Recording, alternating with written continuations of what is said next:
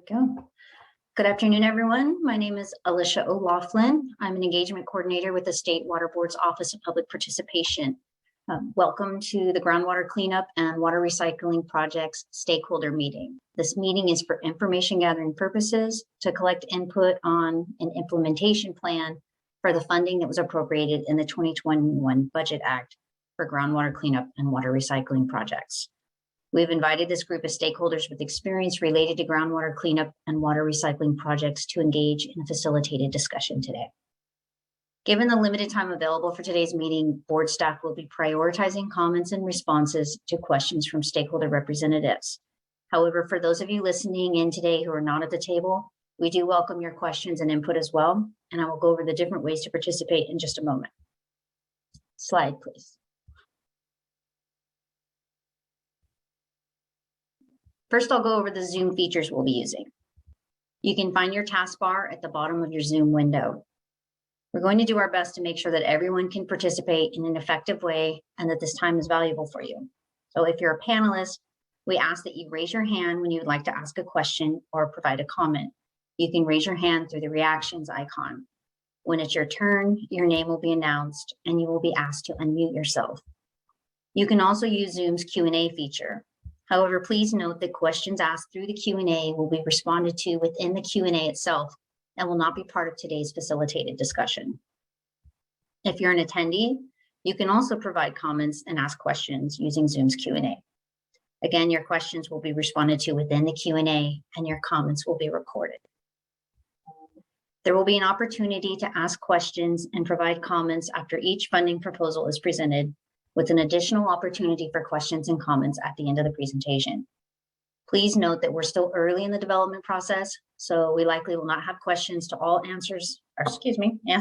questions at this time. However, any questions that are asked today will help guide us in what to present at the public or board workshop that's expected to occur in either March or April. Slide, please. Now I'd like to take a moment to review some guidelines. This meeting and its Q&A are being recorded, and the video recording will be posted on the State Water Board's website. Panelists, we ask that you mute yourself when you're not speaking. And please make sure your screen name reflects your actual name. And if you could also add the organization you're representing, that would be appreciated as well.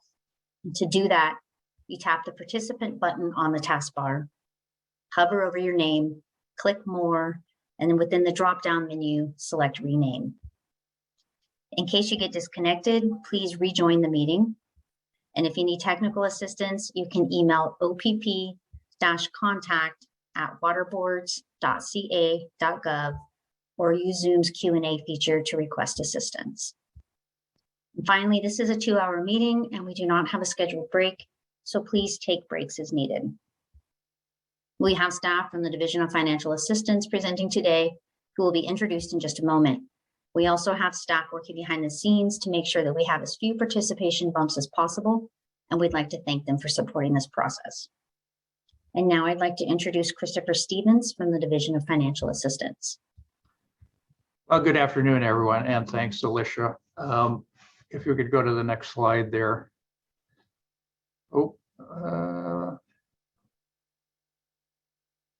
I think we're missing a slide there, but okay, we'll adapt. So welcome everybody. As Alicia indicated, I'm Christopher Stevens. Some of you may know me. I'm one of the assistant deputy directors here in the Division of Financial Assistance. And I want to welcome everybody today and express my appreciation for you joining us today and helping us try to figure out what the best use is of the funds that Alicia referred to earlier. The funds that were appropriated for groundwater cleanups and recycle water projects. So we've got a couple of presentations. I'm going to speak, and a couple of other folks are going to speak about a few existing programs that we have that we think would be good vehicles for deploying these funds. And then we'd like to get some feedback from you on whether you think those would be good uses of those funds. So let's go to the next slide there. which I think should be kind of an outline. So I think something happened there. I'm just going to give you a quick overview of our agenda, sort of our path this afternoon. So we'll start with a few introductions of the speakers, then kind of give you a background of the budget and the appropriation, the money that was appropriated for groundwater cleanup and water recycling. Talk about a few definitions that might come into play as part of this decision and ultimate recommendation to the Water Board. And then, like I say, we'll talk about 3 different programs that are existing programs here at the Water Board that we think would be good vehicles for using this money. And then have some time at the end. Well, after each presentation on each of the programs, we've got a few questions, sort of conversation starters. And we'll have discussion at the end of each of those 3 presentations. But then at the end, have a wrap up and have a more general discussion, about overall what the best options are. So let's start with some introductions here. Again, I'm Christopher Stevens, one of the Assistant Deputy Directors here in Division of Financial Assistance. One of the other speakers will be Kim Din. So if you could. Hi, my name's Kim. Kim Din is one of the supervising engineers here in the division. And then our third speaker is going to be Craig Sanchez. And there's Craig, he's one of our senior water resource control engineers in the SCAP program. So let's go back to the slides there. And then as Alicia indicated, there are a number of other staff that are supporting behind the scenes today. Make sure everything goes smoothly. Oh, there we go. There's the introductions. So let's go to the next slide there. And I'll give you kind of the high level overview. It's been an interesting budget year. And so I'll talk a little bit about that. Of course, we're living in interesting times to begin with, but the budget sort of has continued that theme. This year's budget, quite a bit of I've been around for quite a while, over 25 years here, and I don't recall this amount of money, certainly from the general fund, being appropriated from the general fund. So this year's budget included $1.55 billion in general fund appropriation to the Water Board. You can see the lion's share of that was for wastewater and drinking water projects. There was also some money for PFAS support for water systems. What we're going to talk about today is that 4th line item there, groundwater cleanup and water recycling projects. And then there's some money to deal with the pollution in rivers that cross the US-Mexico border. And then there was also 4 projects that were identified specifically in the budget for funding. So like I say, we're going to focus on that groundwater cleanup and water recycling line. One of the oddities that you may see, and if you look at the breakout for that $1.55 billion, and you'll notice there's a range there of $150 to $350 million. The numbers don't actually add up to 1.55, and so I'm going to explain why that is the case. So go to the next slide, please. So this was the other unusual thing. If you look at SB170, which was the supplemental budget bill, and that came, I don't know, August or so, something like that, you'll see that there's $200 million for groundwater cleanup and water recycling. 50 million of that was earmarked for the city of San Diego. So that leaves $150 million. So where does the other $200 million come from? Well, there was also a budget addendum. And so what we have been told is that baseline budgeting for next fiscal year and the following fiscal year will include $100 million each for groundwater cleanup and water recycling allocations. I'm not a budget expert, and the people that are, what I've gathered from them is that that's very unusual. They couldn't really think of any instances where that had been done. Nonetheless, that gives us $350 million for this groundwater cleanup and water recycling projects. And if you look at the language in SB 170, that's about all it says. It doesn't really give us a lot of direction on how to use those funds other than for those two specified purposes. So with that, there's also an allowance 5% for administrative costs. Obviously, there's work to be done to actually get that money out. That would leave us with $332.5 million for grants. The funds must be committed. In other words, have an executed grant agreement by June 30th of 2024. And then the funds have to be liquidated or dispersed to the project recipients by June 30th of 2026.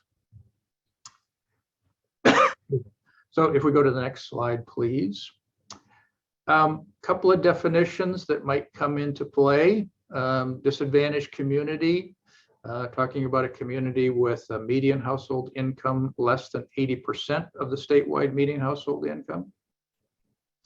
An economically distressed area is a municipality or county with less than or equal to 20,000 people and an MHI less than 85% of the state's MHI. A severely disadvantaged community is one with MHI less than 60% of the state MHI. And then a small community, for drinking water purposes, we're talking about a community with less than or equal to 3,300 connections or less than or equal to 10,000 people. And for wastewater and water recycling, small community means something less than or equal to 20,000 people.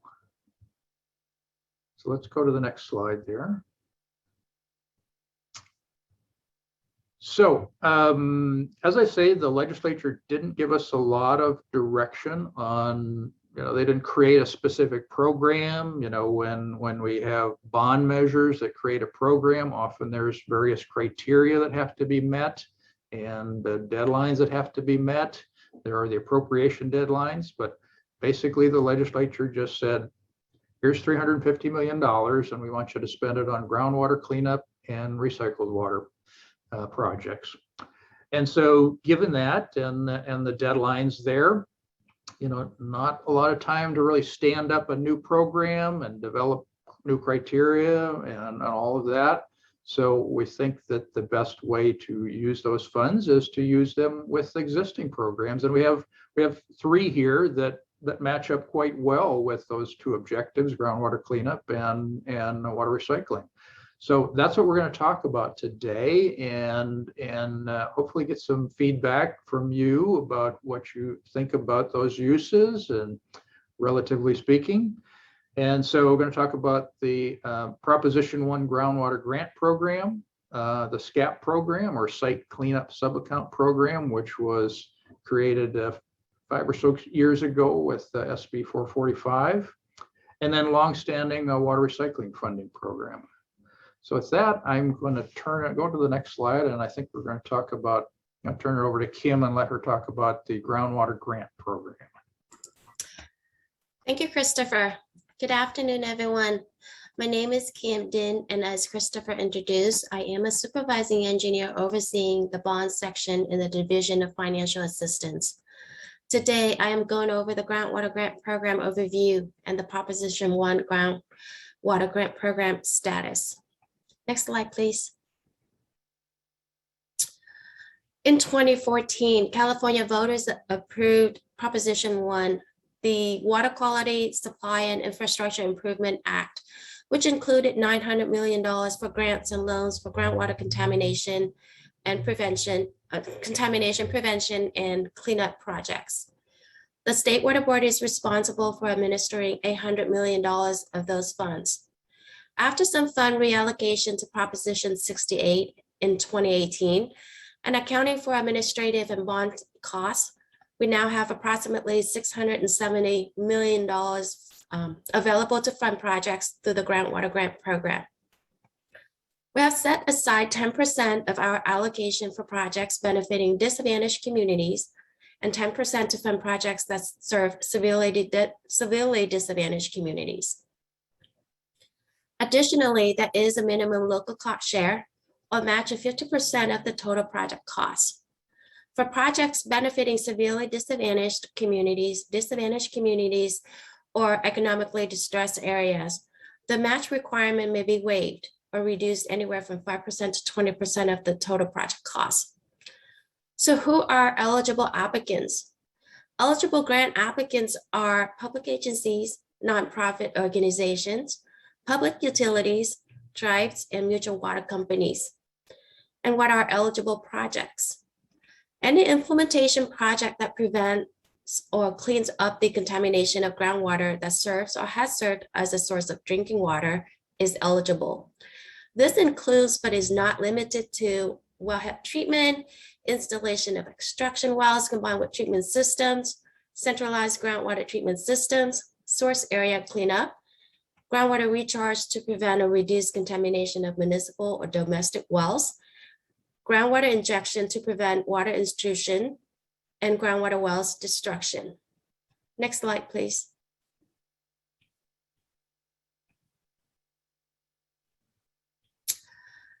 There are other two types of projects that are eligible under this Proposition 1 groundwater grant program. They are drinking water treatment and wastewater projects.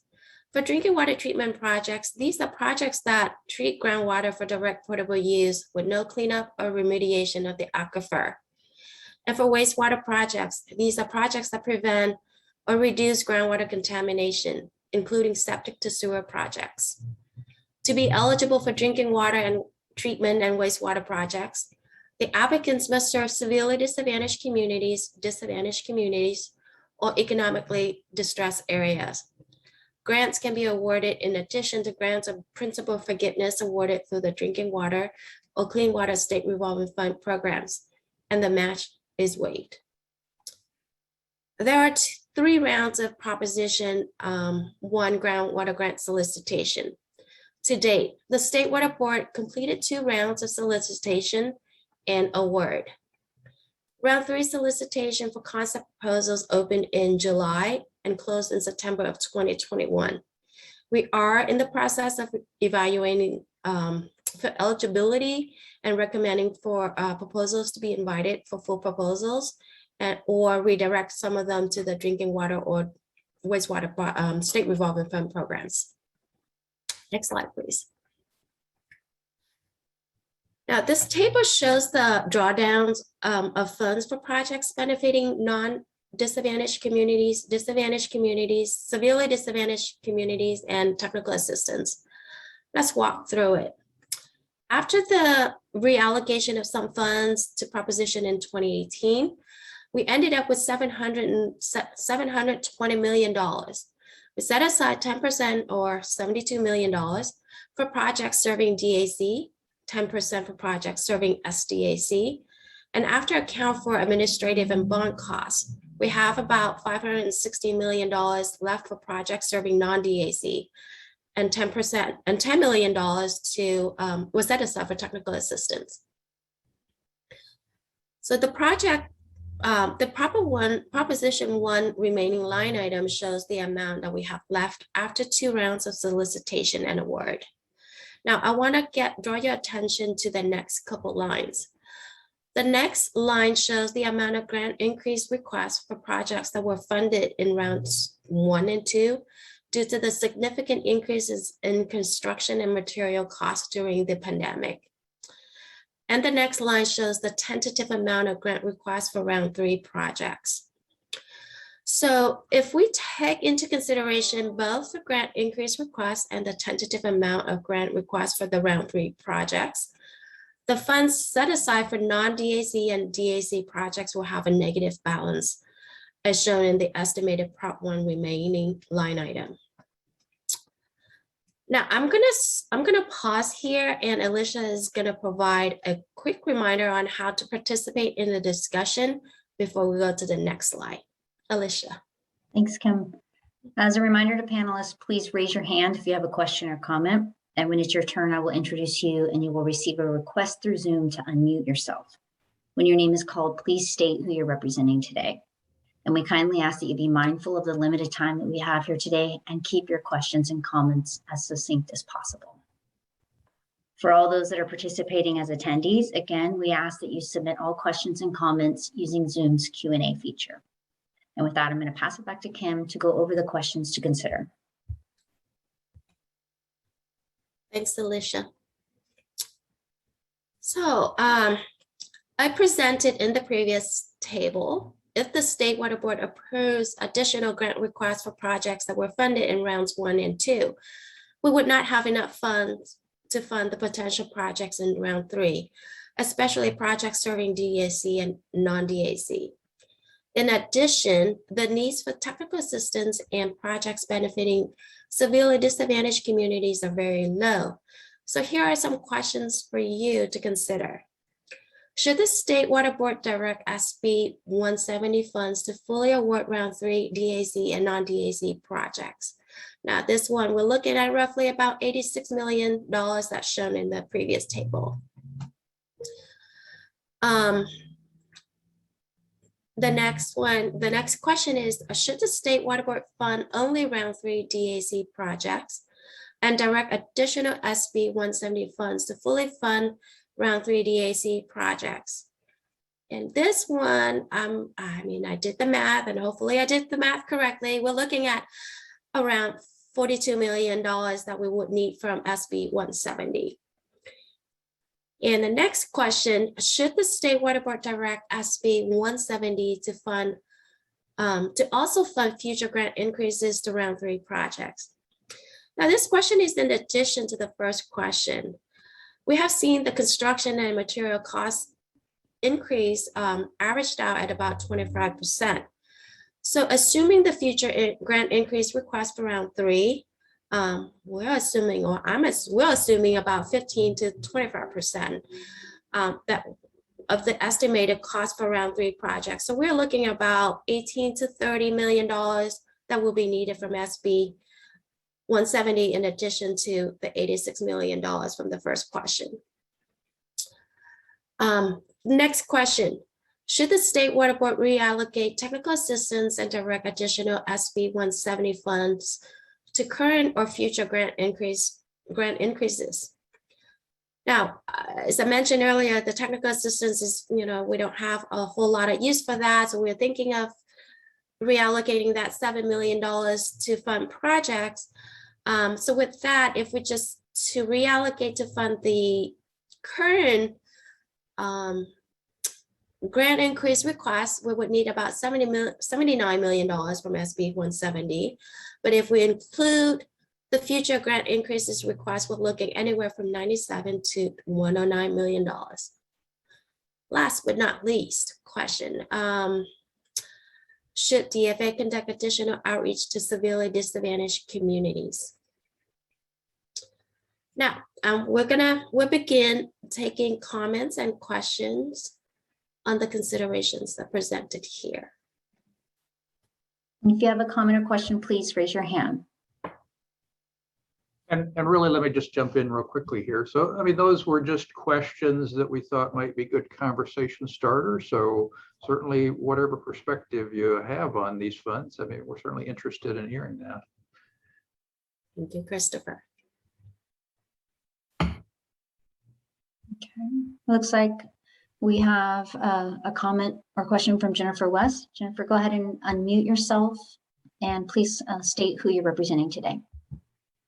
Hi, this is Jennifer West. I represent Water Reuse California. Thank you for the opportunity to comment. I just wanted to start by saying I think it's counterproductive to argue the merits of all these programs because they're all very worthwhile programs, but just a question about process here that potentially I would recommend that we go through all of the programs and then at the end decide the overall split before getting into the specificity of these types of questions. That would just be my comment. But again, all these programs have merit, but I want to make sure that there's opportunity to look at the full discussion of the types of projects before we zoom down into this level of detail. That was my initial thought on this. Thank you. Thank you, Jennifer. Next, we'll be hearing from Jessica Sanchez. Jessica, please unmute yourself and introduce who you're representing. Hello, good afternoon, everyone. Jessica Sanchez, representing the League of California Cities and the 478 cities that we represent. Very happy to be included in this stakeholder group. Looking forward to these conversations.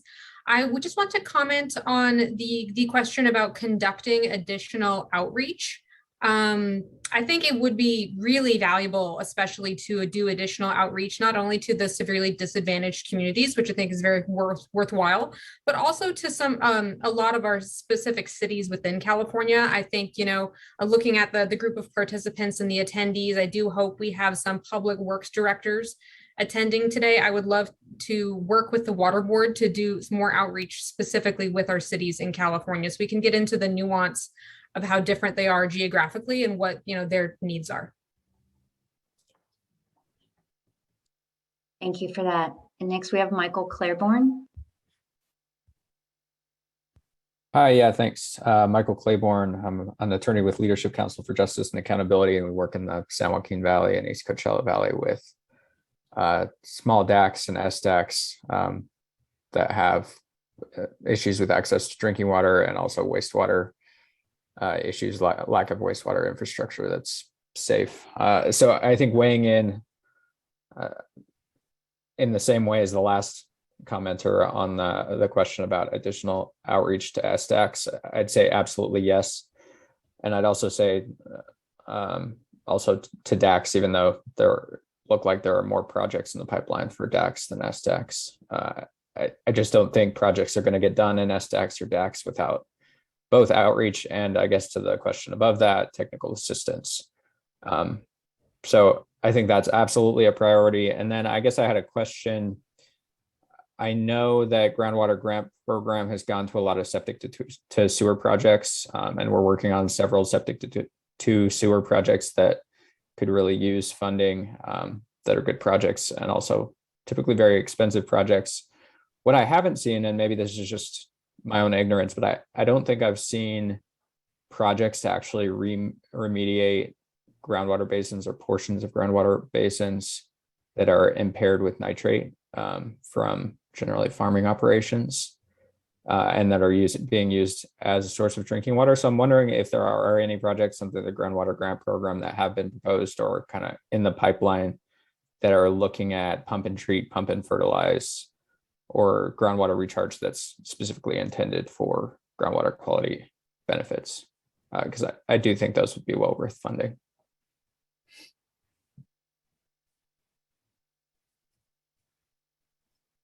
Do we have anyone from DFA that wants to respond to that right now?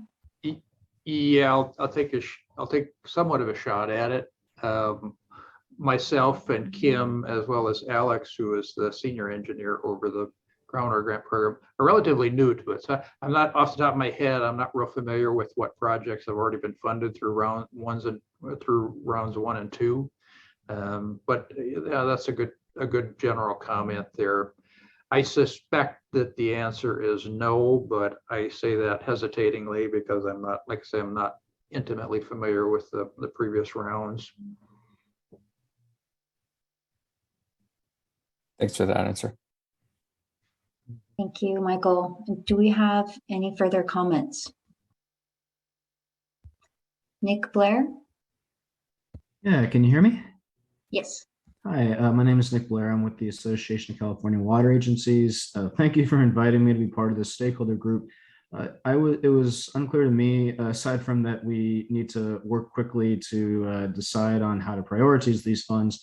Do we know yet what the process is going to be for collecting feedback after this meeting? I think I saw in the notice that there may be a follow-on workshop, but what are we looking at as far as feedback opportunities, just so that I can do my due diligence with my members to make sure that I'm collecting their thoughts in reporting on this?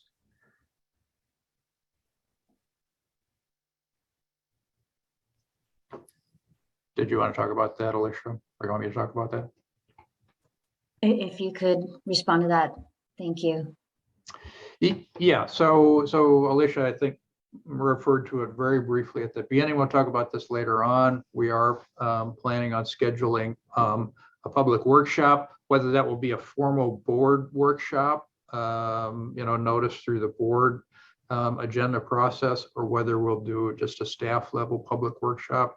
Once we settle on some recommendations for the board, we're going to put those out for public comment, and then have a workshop during that public comment period and take, more formal comments than we are today on those proposals. And then following the meeting, you can send information to Alicia. I don't, is that under the OPP contact at water boards? Is that the email address where they could send information? Yes, or for the stakeholders who, I've already been communicating with through email, you're welcome to just send it to me directly as well. Yeah. Okay. Do we have any further comments or questions? So, go ahead, Michael Claiborne. Sorry, one other question. Round 3, is it still open, or are applications being accepted on a rolling basis for round 3? no, so the solicitation Okay. ended and we've gotten concept proposals and we're in the process of evaluating those. And as Kim indicated, there's a tentative list of people that we would invite for full proposals.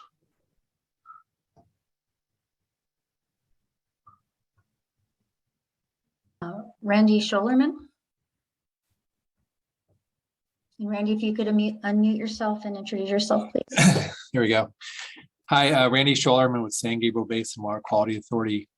I guess taking a step back further into the different groundwater programs, I noticed that Proposition 68 wasn't listed on your list of programs, and you're looking at Proposition 1 right now. But any thoughts to looking at the Proposition 68 funding for this program?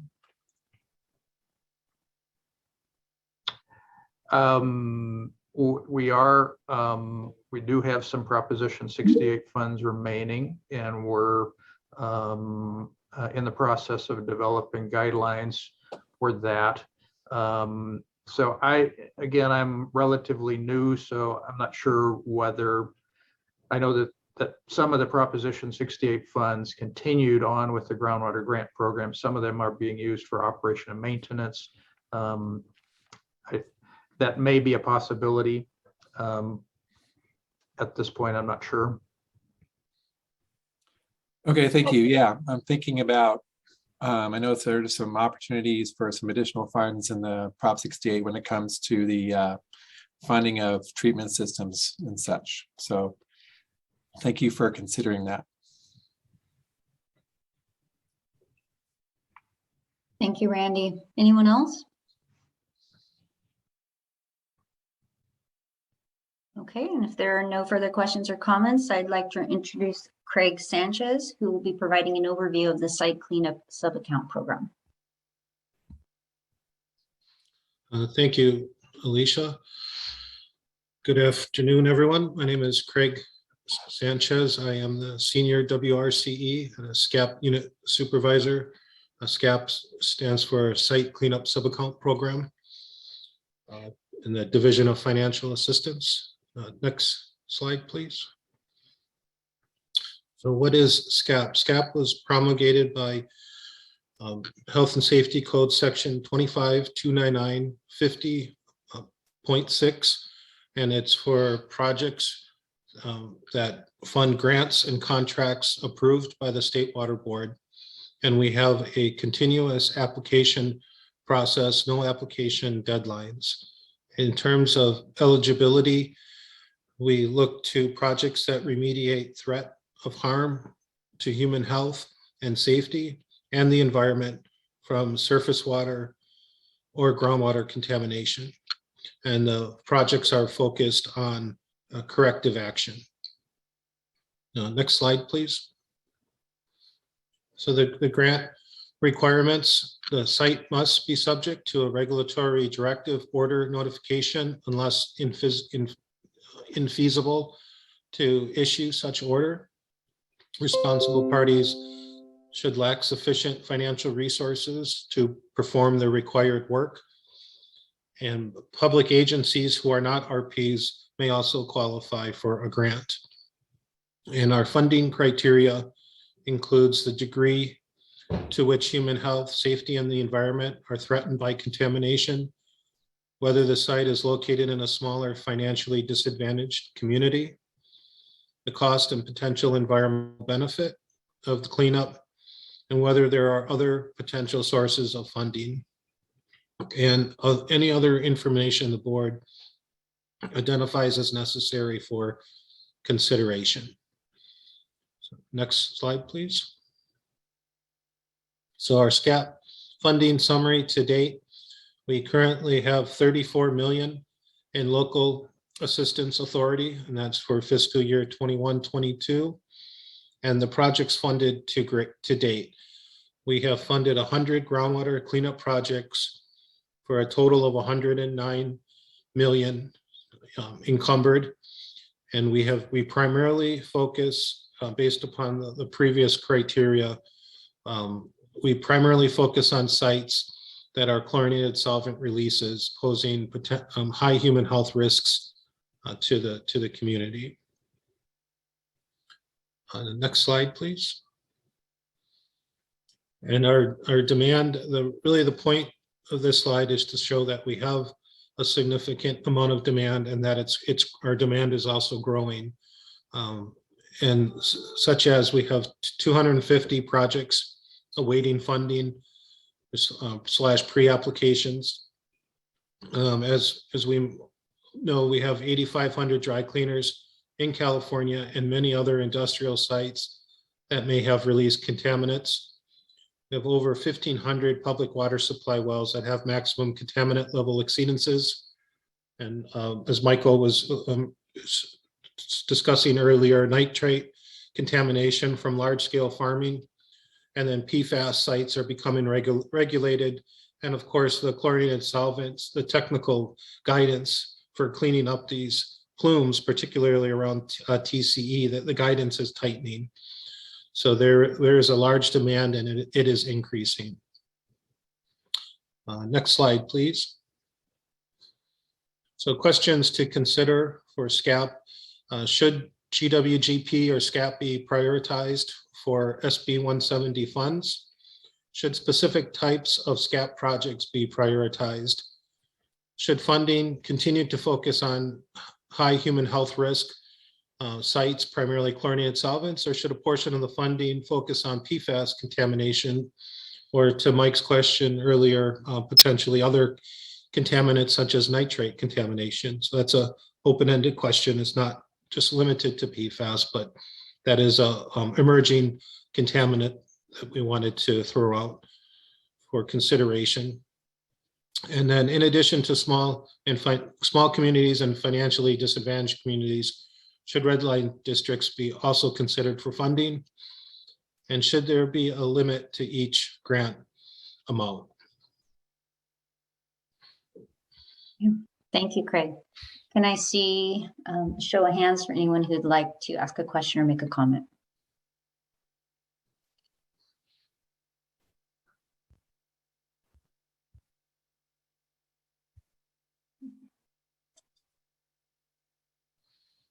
Okay. Michelle Myers. Yes, I'm Michelle Myers with Alameda County Water District, and I think the SCAP funds are very important to property owners that purchase property that might have a spill or leak that they're not aware of. So I'm not sure if I would want to reallocate those funds. And as far as the PFAS contamination and cost, it'll probably far exceed whatever funding there currently is for that program. So I think the state should really consider, you know, maybe specifically PFAS targeted funding mechanisms through legislation.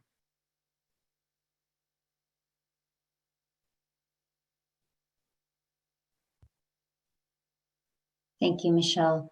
And I do see a raised hand by one of the attendees. And so I just want to remind attendees that if you have a question or a comment, you can submit those through the Q&A feature, and they will be responded to through the Q&A.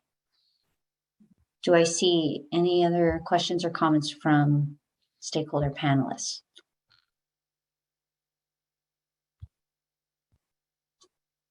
Okay. Marcus Niebunk, I hope I pronounced that right. You did pronounce it right. Kneebank. Marcus Kneebank. I'm an environmental consultant, a brownfield redevelopment consultant primarily, and I've been active in the policy space with the water boards and with DTSC for probably the last 20 years.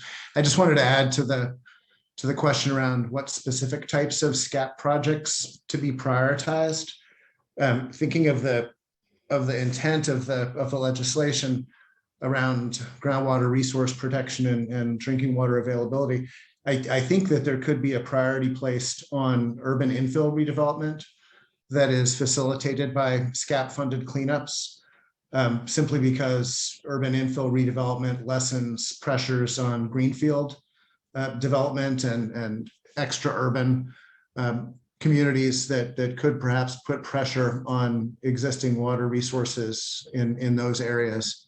So to the extent that we could promote housing and infill redevelopment with SCAP, I think that money would be well spent in that regard.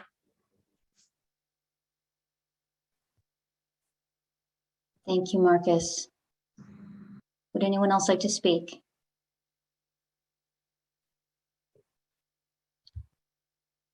Jessica? Hi, thank you. Jessica Sanchez again with the League of California Cities. I'm wondering if we can talk a little bit about the bullet about limiting each grant amount. How would you go about determining what a limit would look like? How would you come to that determination, and any pros and cons that you can think of pursuing that? I mean, I can definitely see an argument both ways, but I'm wondering if anyone else has thoughts as well.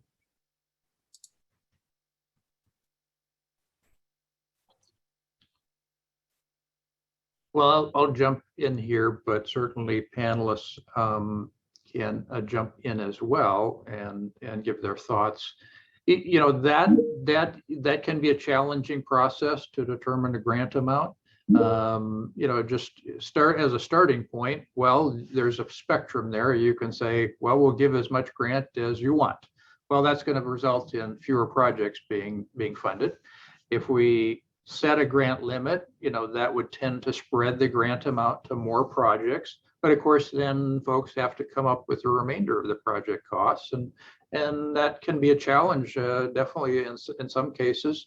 You know, if folks have a revenue source, you know, they can go to apply to the SRF programs or other potential loan sources, or go to the bond market, or, you know, some folks do have cash that they can bring to the table, and so, you know, there's no one way to determine what an appropriate grant amount is. One of the things that we try to do is come up with a balance between those. And, you know, we want to help people out, but helping more people, I think, results in more projects being done at the end of the day. So, you know, it is fairly common that we will establish a maximum grant amount. Maybe less so important these days. This is not $350 million is a fairly good hunk of money, but as you can see, the demand for the funds is really high.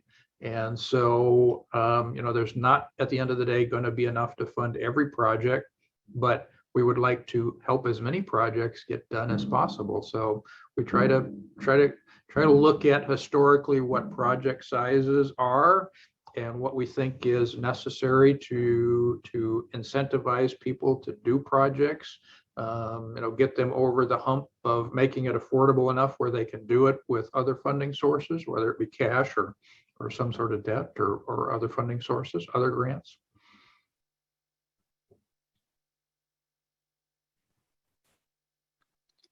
Thank you, Christopher.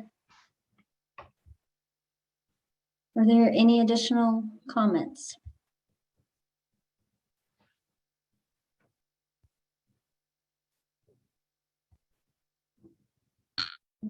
Yes, Jennifer. I'm actually raising my hand for others. So my understanding is if you're not on the panel, you need to put your comment into the chat. I think there was a question about that. Is that correct? Yes, that's correct. Thank you for bringing that up. Please, Okay. if you're an attendee, please provide your comment or question in the Q&A feature, and it will be responded to within the Q&A. Okay. Right. Well, seeing no additional comments, I'm going to go ahead and pass it back to Christopher. Yeah, let's go to the next slide. And so I'll wrap up the discussion about the programs here by talking about the water recycling funding program. And just to pick up on Jennifer's comment earlier, yes, all of these are I think worthy uses of it. And so you know, but we're kind of putting you in our shoes of, well, how do we decide what should we recommend to the board as far as the use of those? So it's not an obvious choice there. And so that's why we really appreciate you helping us try to figure that out. The water recycling funding program is a long-standing program. The Water Board has funded water recycling projects going back at least to the 1970s. And so a long-standing program there. And then to add additional facets to this, you know, we've been talking about the different ways that these programs can be used to address various problems. You know, SCAP, there's a wide range of different projects that fit into the SCAP program. There are different sorts of projects that fit into the groundwater grant program. Water recycling funding program has used, let's go to the first slide there. So like I say, water recycling funding program, longstanding program, promoting the beneficial use of treated municipal wastewater. The key here being to offset or augment other supplies of water, freshwater supplies in California. So although there can definitely be a pollution control aspect to water recycling projects, the key for the water recycling funding program is that it's increasing water supplies. So also connected with overall water supplies and addressing drought and, you know, all of those sorts of issues. But as I say, another facet to bring in here is that the Clean Water State Revolving Fund, which is primarily a loan program that's been around since 1988 or so, another longstanding program at the Water Board, which does fund one of the main categories is wastewater infrastructure, including water recycling projects. So that's been a big source of funding over the years for water recycling funding program. As I say, we do get grants through state propositions, most recently Proposition 1 and Proposition 68. So we will combine those grant funds from state propositions with the loan program, the Clean Water State Revolving Fund. At this point, Proposition 1 and 68 are essentially zero. We have committed the funds for those. The Clean Water State Revolving Fund, that, as I say, primarily a loan program. We can do about $600 million per loans per year on an extended basis.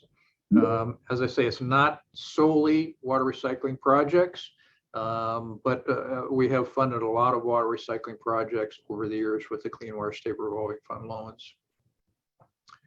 We have provided in the SRF loan program, loan forgiveness. We have had that for about the last 10 plus years. We have used that at certain points for funding water recycling projects. Currently, we don't use that for water recycling projects unless you're a small disadvantaged community, which not a lot of small disadvantaged communities have delved into the water recycling space at this point. And then another facet to this is probably many of you, hopefully all of you, have at least gotten wind of the bipartisan infrastructure law that was approved late last year in November. And so one of the things, quite a wide-ranging law dealing with a lot of different programs, but for us, the important thing is that it is going to provide, the Clean Water State Revolving Fund is seeded by the U.S. Environmental Protection Agency. They give us grants, have given us grants since 1988 or so. And so that is the money that is then loaned out. So that bipartisan infrastructure law is really going to significantly increase the amount of money that we get every year from US EPA for the Clean Water SRF loan program, as well as the Drinking Water SRF loan program. So both of those also come into play here. In addition to just more money for the SRF programs, Congress did appropriate money specifically to address emerging contaminants, as well as the replacement of lead service lines. So further complicating the mix of these different funding sources, there'll be money for emerging contaminants through the SRF programs, which then overlap with, the SCAP program and water recycling, indirect and direct potable reuse. Certainly emerging contaminants are an issue there. So a lot of overlap between these programs, which further complicates our decision-making process. So let's go to the next slide here and maybe talk about some numbers. These are very rough numbers because we can look at what's on the fundable list for the Clean Water SRF program now, but we have to speculate a little bit about what sort of financing we might do in the future. And of course, with the money that we have these days, that might generate a lot more applications than this. I don't really know at this point, but just to kind of give you some numbers, rough numbers to kind of consider. Currently, we've got about almost $1 billion in water recycling projects on our existing fundable list, and currently what folks can get in a grant for water recycling projects, and again, there are no grant funds, so this is history, is $5 million. Just to kind of have a reference point, we assumed a $10 million grant for water recycling projects. And so you can see the two columns there, total funding and then grant funding, what we would be looking at as an estimated amount. And so in the neighborhood of at least $250 million, I think it's probably more than that in demand for grant funds. Again, that's assuming a $10 million grant maximum. Whether that's the right number or not, that's open to debate. So with that, let's go to some hopefully thought-provoking questions here. So as I say, the $10 million, is that an appropriate grant maximum amount? Should the general fund SB170 funding prioritize groundwater cleanup over water recycling projects? Should SB170 funds for groundwater cleanup projects be set aside for a specified period of time, and then uncommitted funds be made available for recycled water projects? If so, how long should that set aside be? As I say, water recycling projects, very long history of us doing that. I don't see we're not going to come to the end of demand for water recycling projects anytime soon. Should we include priorities for applicants based on size or affordability? So SB170, these are general funds. They're not bond funds. So the rules for using them are a little bit more liberal than state bond funds. And we've done this to a certain extent in the past, where the SRF program, the Clean Water SRF program, does come with additional federal requirements. And so one streamlining mechanism is, if you just want grant funds, bond funds, then you don't have to deal with the federal requirements associated with the SRF program. Maybe we would extend that to these funds and say they'll only be provided as a grant. We won't provide loan, and that would streamline the process overall. But of course, the downside of that is, again, without 100% grant funding, then folks are having to come up with other sources of funding for the remainder of the project. So with that, I'll turn it back to Alicia if we want to take some questions or comments from folks. Okay, let's start with Adam Ling. Adam, can you please unmute yourself and let us know who you're representing? Sure, thank you. This is Adam Ling, Executive Director with the California Association of Sanitation Agencies, or CASA. I just want to be very brief. I wanted to echo, well, first of all, thank you, Christopher, for the presentation.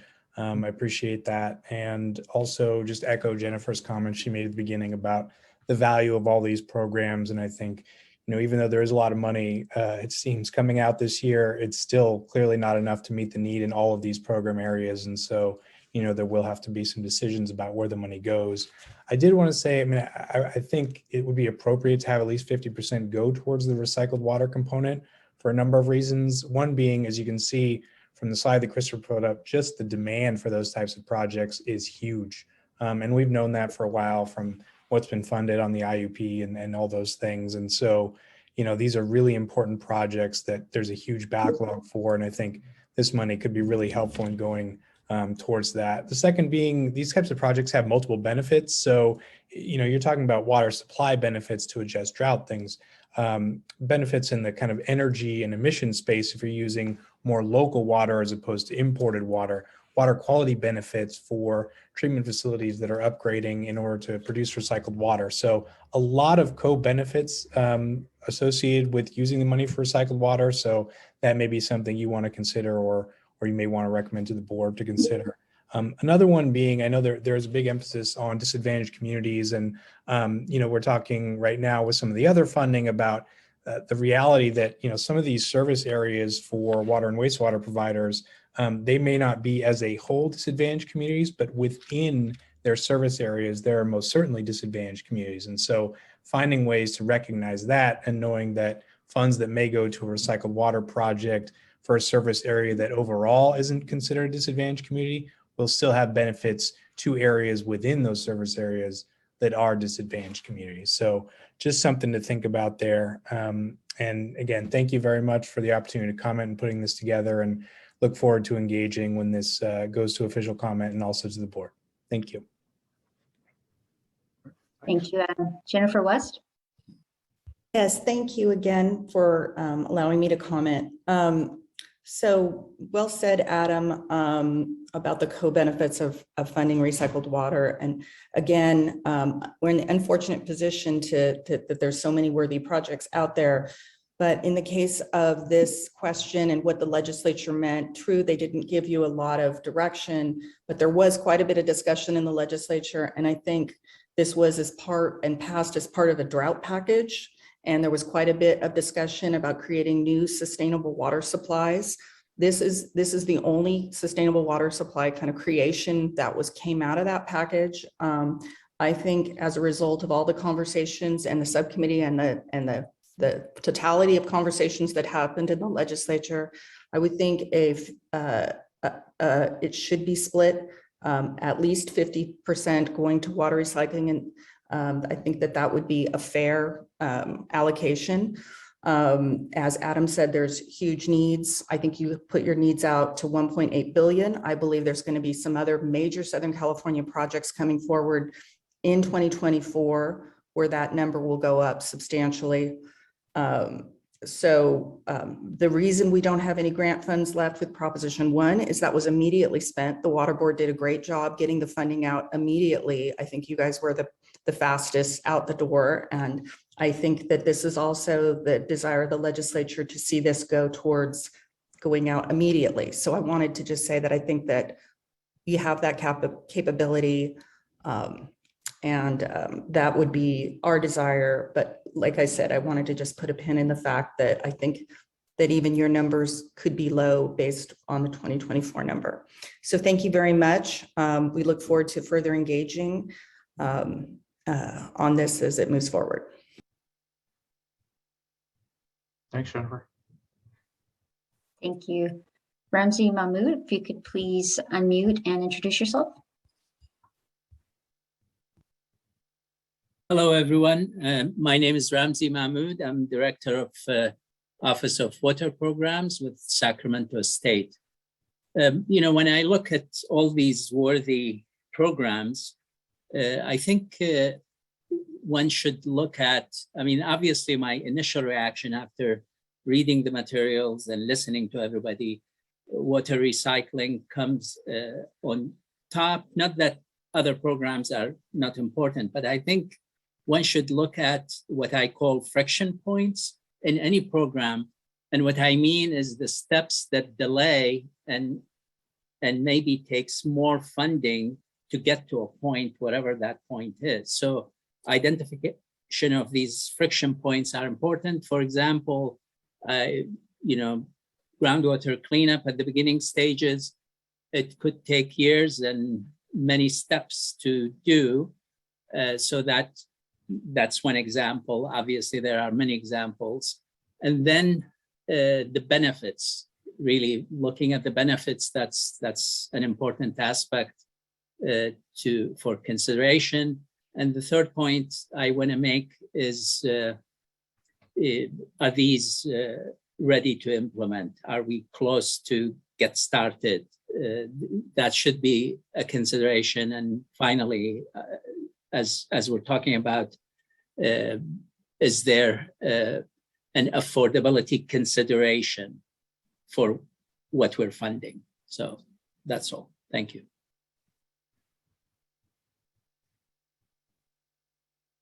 Thank you for that. And next we have Javier Silva, excuse me. And Javier, could you please introduce yourself? And unmute yourself, please.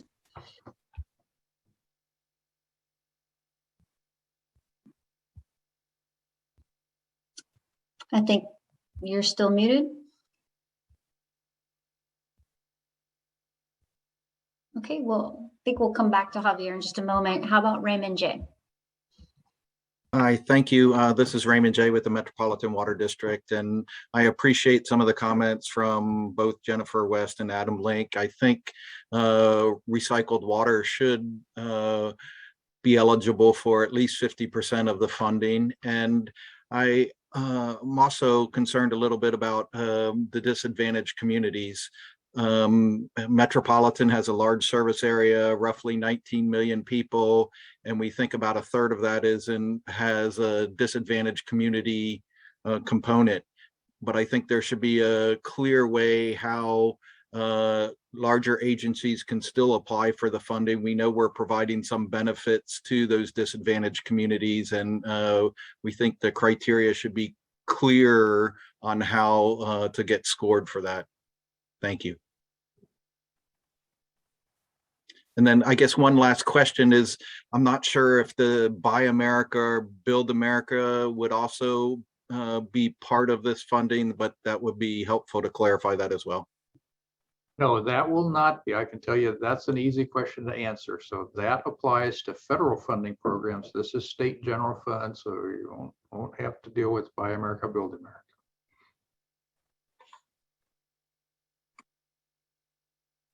Okay, thank you, Raymond. Javier, are you with us now?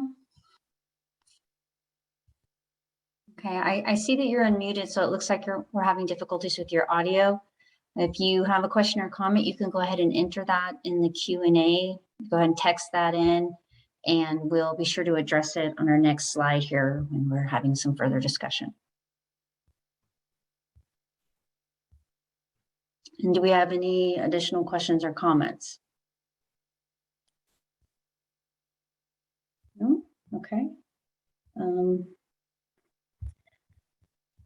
Well, and with that, then we'll just go ahead and move to the next slide. And we've looked at a bunch of different options for how we could potentially use the groundwater cleanup and water recycling projects appropriation. So at this time, we'd like to open up the discussion to any other input on the funds or any other questions that you may have.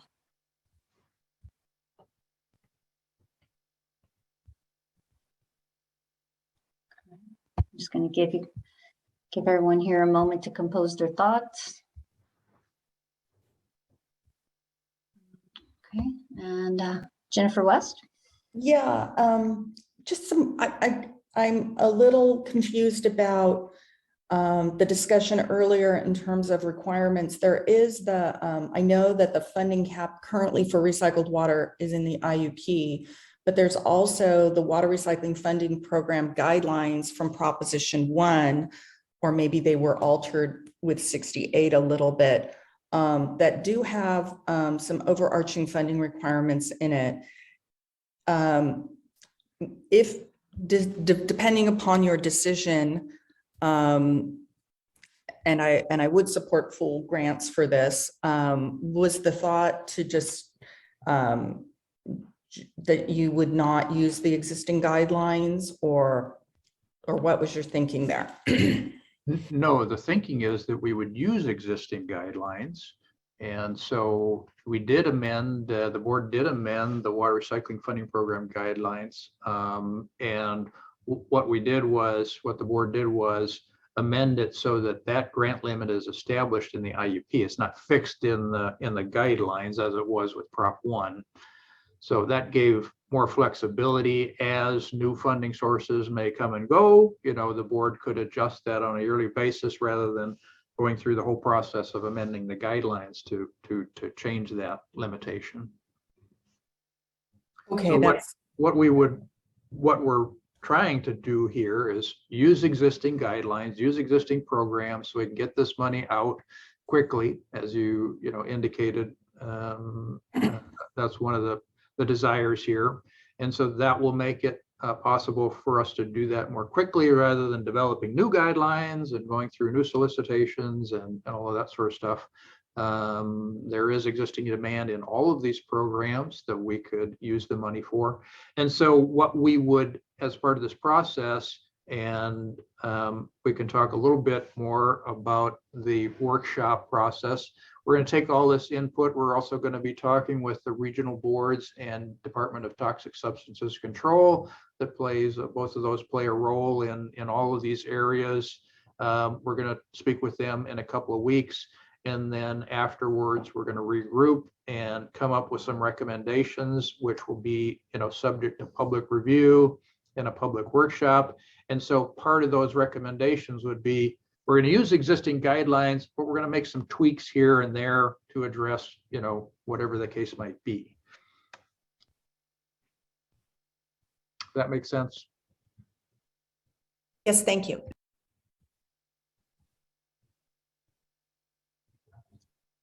Okay. I think we have Javier back. Hello.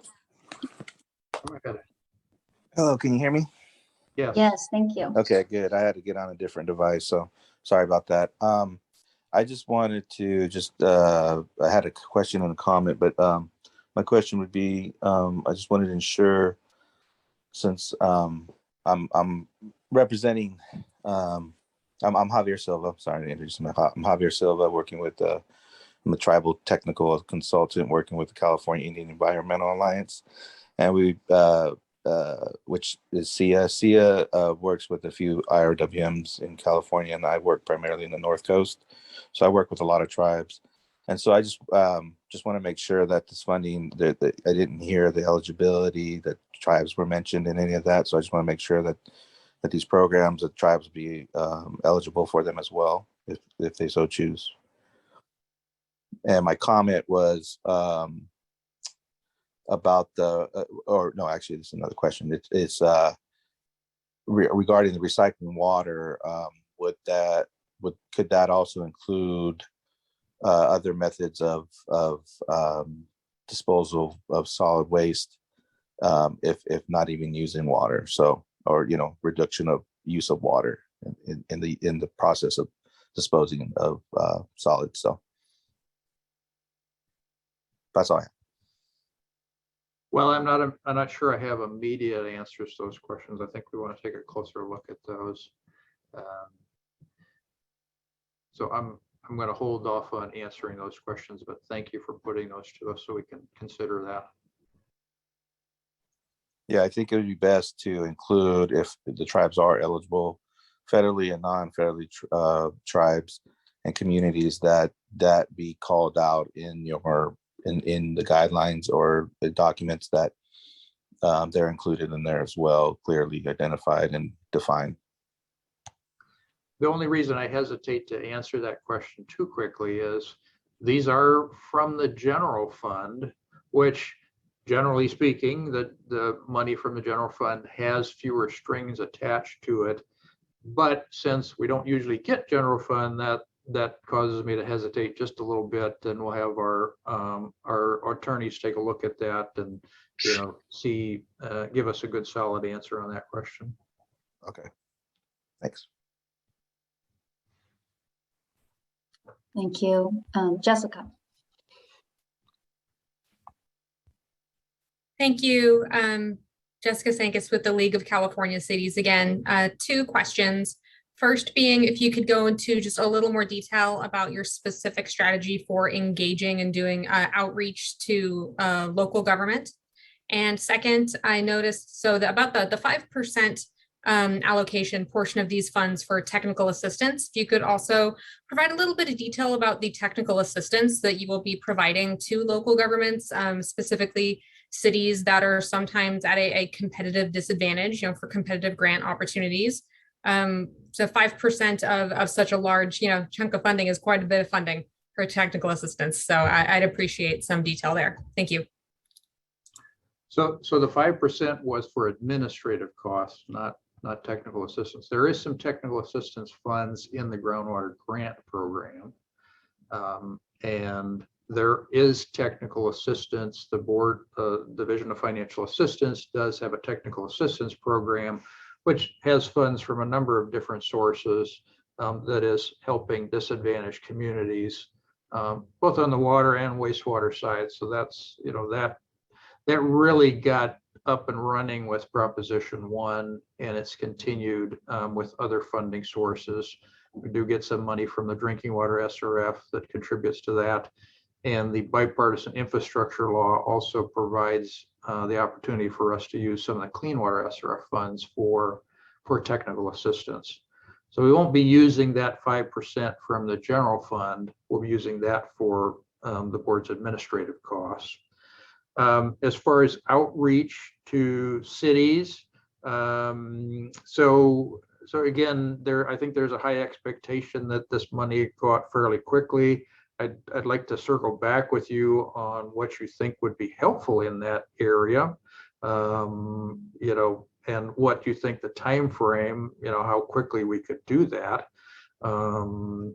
We're not planning to do additional solicitations of new projects at this point. One of the benefits of doing this approach is that we already have projects. You saw from the groundwater grant program, we have the round 3 projects. We could take additional funds from the budget this year and fund a broader range of projects than we can with the money left over from Proposition 1.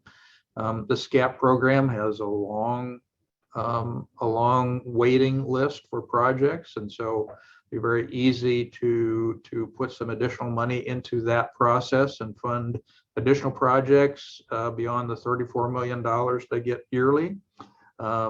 Water recycling funding program is basically a continuous program, and so additional funds there would allow us to provide grant funds to new projects. So I would like to circle back with you and talk a little bit more about what you envision as an outreach and what the goal would be there. Did you have an additional question, Jessica?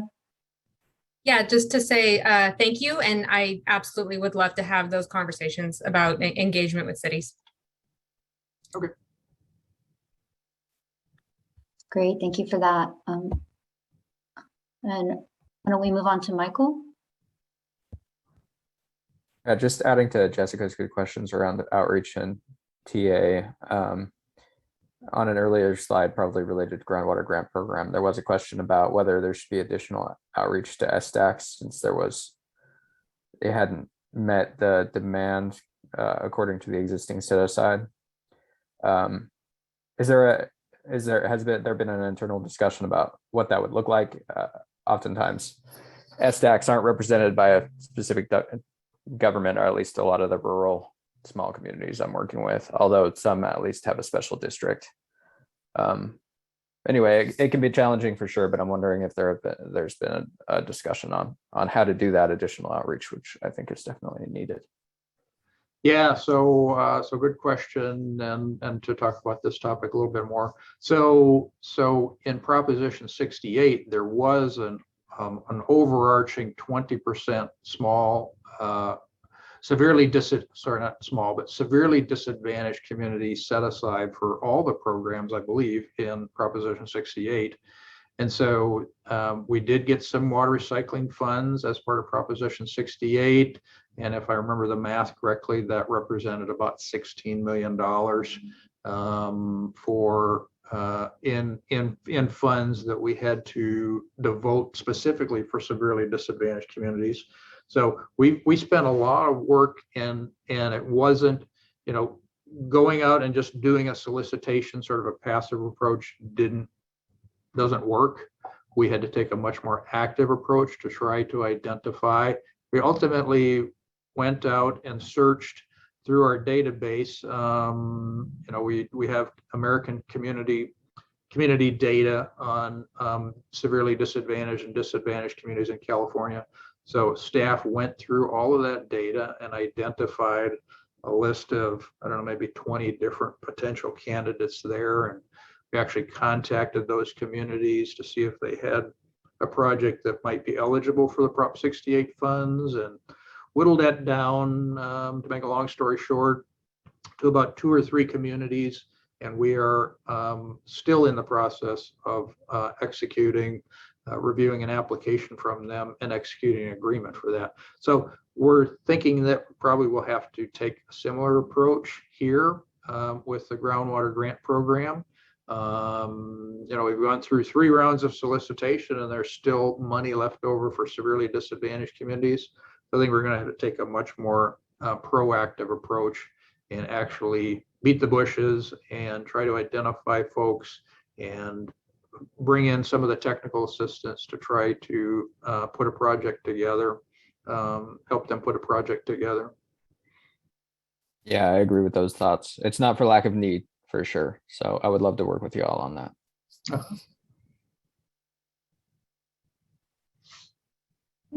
Raymond J. Thank you.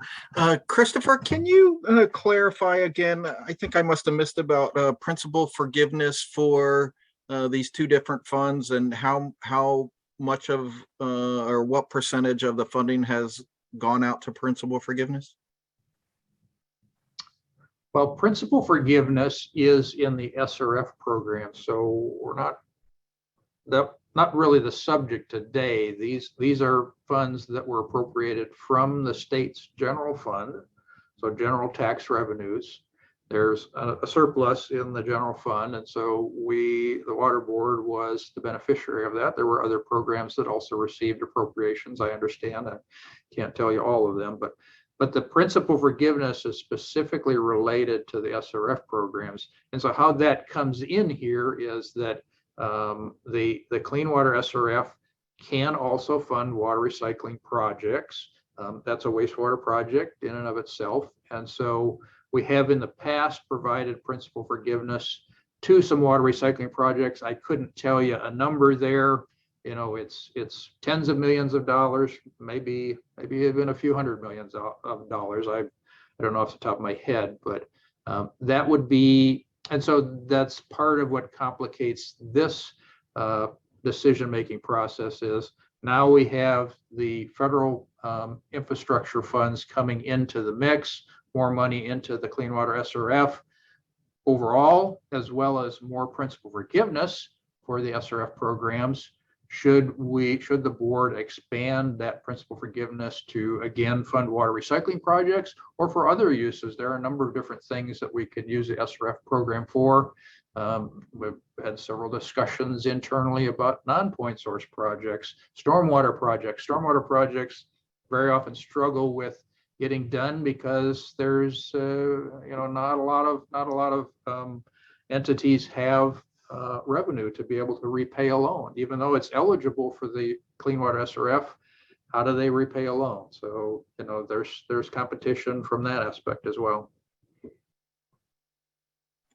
Thank you.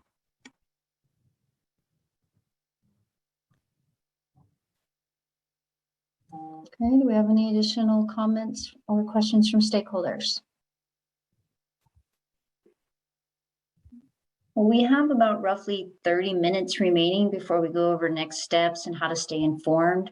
So if there is anyone listening as an attendee today, we could go ahead and take some comments and questions from attendees. So if you want to go ahead and raise your hand, we'll take those comments in the order received. and we'll do our best to go through them. And please keep in mind that we may not have responses or answers to every question at this time, but we will capture your input. So I'm just going to give you all a second to go ahead and raise your hand. And again, that's for everyone that's participating in the audience as an attendee.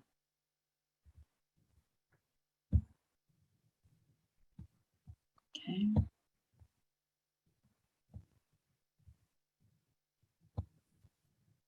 And we have a question or comment from Sharon Green. So Sharon, I just sent you an invitation to promote you to panelist. So if you go ahead and accept that. Okay. Yes, thank you. I had a question.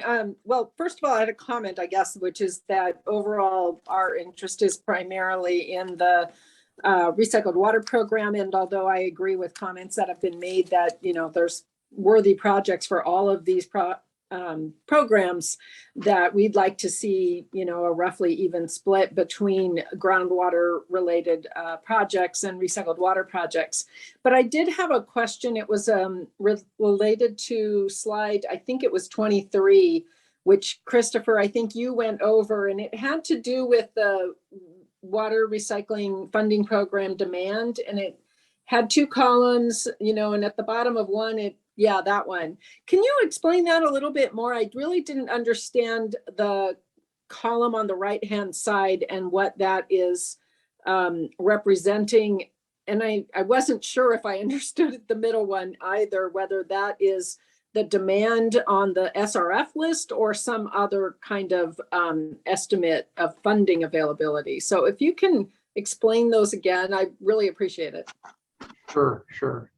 I'll do my best. So the middle column there, estimated total funding, that was our attempt to at least give you an order of magnitude for how much funding people are requesting for water recycling projects. It's an imperfect number. I can't give you an exact number because you know, I don't know exactly who's going to submit an application in the future, but it kind of gives you a sense of the scale of how much people are asking for from us.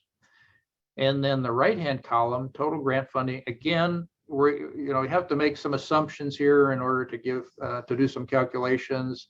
And so assuming a $10 million grant, you know, what would we be giving out in grant funds? 250 million at least, probably more than that. Probably both of those numbers are underestimated. I would agree with Jennifer there. They're probably underestimates of what we could actually fund if there was no limit in the amount of money we had. You know, I'm sure the numbers would be even much larger than that. And so it's a very rough estimate, just to try to give you a sense of scale. So you'll notice, okay, so $400 million, if we did $400 million in water recycling projects in year 23-24, and our estimate is $10 million in grant, then we would think that of that 400 million, $100 million is grant, so 25% grant overall. If you're familiar with the water recycling guidelines, the guidelines allow up to 35% of construction costs as eligible for grant, up to whatever the maximum grant is, which, as I indicated earlier, has varied over time. It was $15 million when we had Proposition 1. We dropped it down to $5 million as that dwindled down, and we got substantially less in Proposition 68. So you can infer from that some projects, very large projects, some of these are very large projects, they may not get 35% grant. They may get, on a percentage basis, less than that. So again, these are just very rough numbers to kind of give you a sense of scale more than anything else. Thank you. You're welcome. Thank you, Sharon. And next up is Ryan S. Ryan, give me just one moment to promote you, and then please accept that invitation and unmute yourself.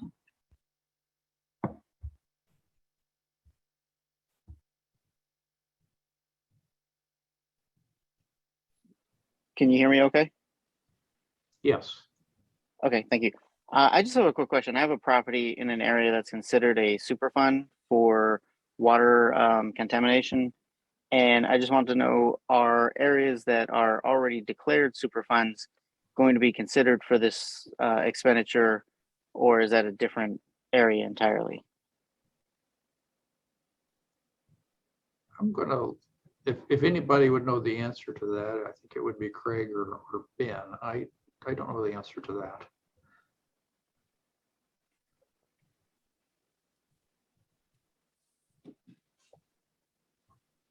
So I think we're gonna have to look at that question. Can you restate that question, please? Yeah, sorry. Just have a question in regards to, I have a property that is in an area that's considered a superfund territory. There's already PC and TCE contamination in this area. And I just wanted to know if the areas that are already designated as a superfund territory, will they be eligible for funding from this budgeted amount? Yeah, I saw that question come in. I think Julie, one of the attorneys, would be better suited to answer that question, but I believe that you can't have funding from a different source. So I'll answer that, Ben. thank you, Julie. So technically, potentially, the site would be eligible, but if there is ongoing funding as part of Superfund, then it would be denied because of the factors. So it wouldn't be not eligible, but it would not raise to the higher risk, et cetera, factors because there's other funding. So it really is pretty fact specific. And I would encourage you to reach out about any specific sites to Craig and Ben directly offline. Thank you.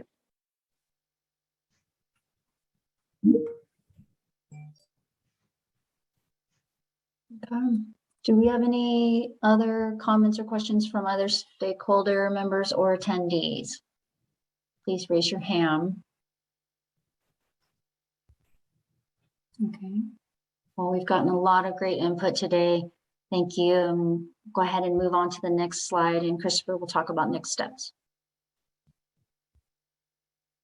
Yeah, so we've sort of touched on this a little bit, but we don't have specific dates. We're still working on that at this point, but expect that we will put out a notice about a public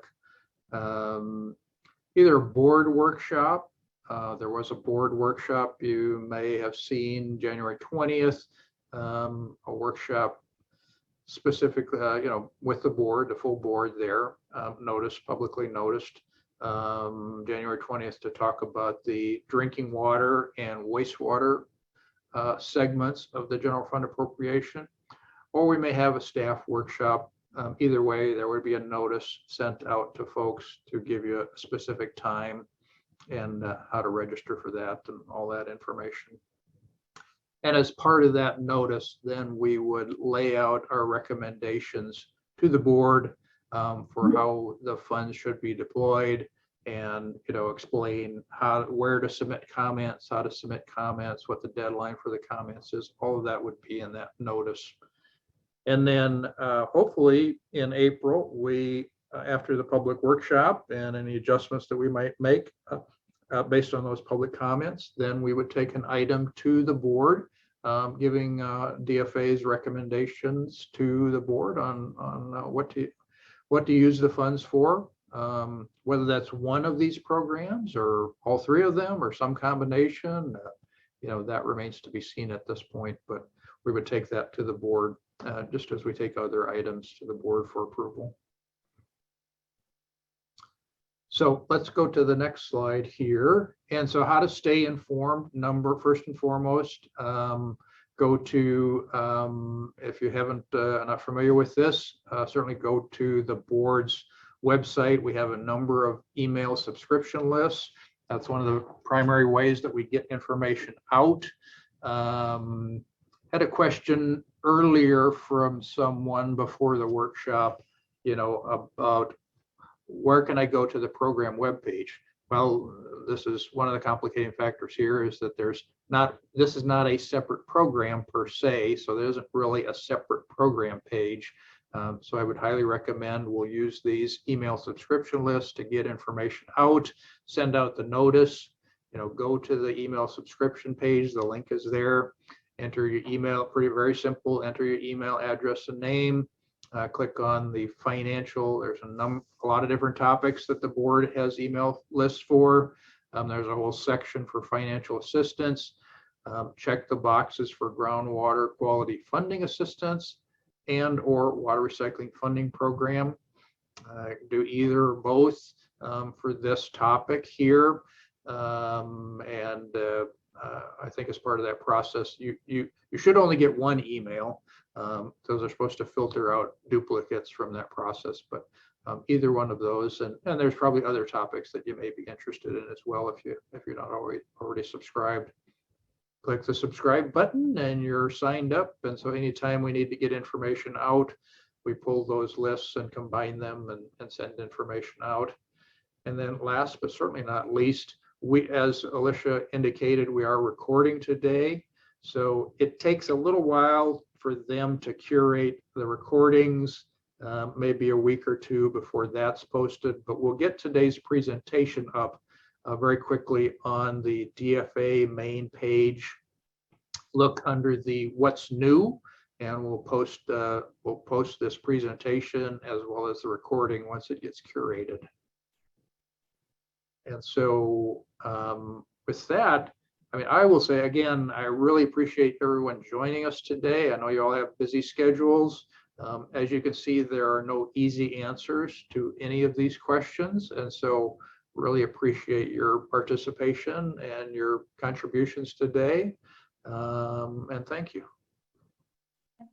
And I'd like to thank Department of Financial Assistance staff for the presentation today, and thank all of you for your participation, both as a stakeholder or for those participating behind the scenes. We really do appreciate your input and hope you have a great rest of your day. All right, thank you. Thank you.